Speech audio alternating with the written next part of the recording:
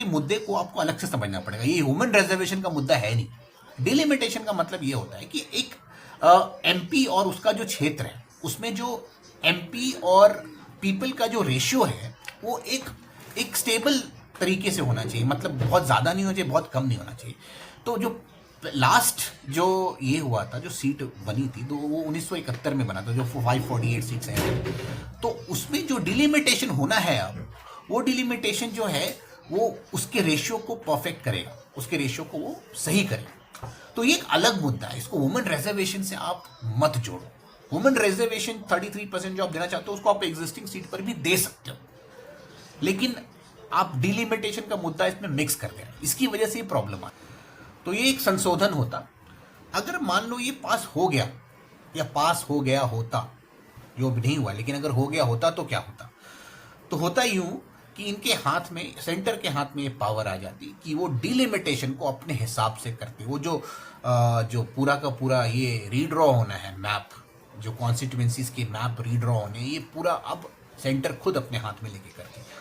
और इसमें बहुत सिंपल सा मैथ है कि कैसे उसको मैनिपुलेट किया जा सकता है, कैसे सिर्फ वही क्षेत्र, वही वाले क्षेत्र रिटेन किए जा सकते हैं, या ऐसे क्षेत्र बनाए जहाँ पे वोटर का कॉन्सेंट्रेशन इनका ज़्यादा हो।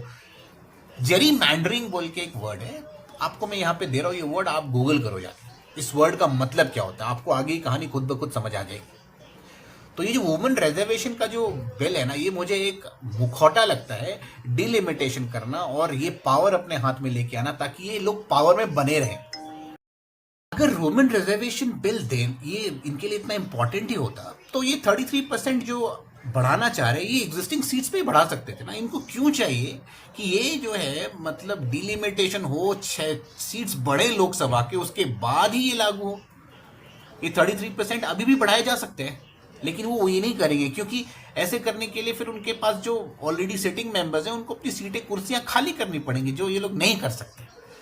तो ये जो पूरा मोदी जी ने कल आके जो इमोशनल सा भाषण दिया है और जो संबोधन दिया है, वो मुझे तो मतलब उसके अंदर सिर्फ मुझे उसमें इंटेंट क्लियर नहीं दिख रही है। क्या इंटेंट है उसके पीछे? अगर आप करना चाहते हो 33% पर ही कीजिए, डिलिमिटेशन बाद में कर लेना। आप ये दोनों मुद्दों को मिक्स क्यों कर रहे हो आपस में? डिलिमिटेशन अलग मुद्दा है, वुमेन रिजर्वेशन अलग मुद्दा है। अब दोनों मुद्दों को आपस में मिक्स मत करो। पहले आप रिजर्वेशन दे दो, डिलिमिटेशन बाद में कर लेना, इसके लिए कोई प्रॉब्लम नहीं। लेकिन आप इसको ये मुद्दा बना के आप उसको अभी करना चाहते हैं, ये आपके इंटेंट को खोखला कर देता है। मुझे इससे प्रॉब्लम है। बाकी आपको मैंने बताया जेरी मैंडरिंग का, बाकी जाके आप सर्च करो, आपको पता चल जाएगा अपने आप कहानी, और थोड़ा आप अपनी समझ इस्तेमाल करो। बाकी तो जय हिंद।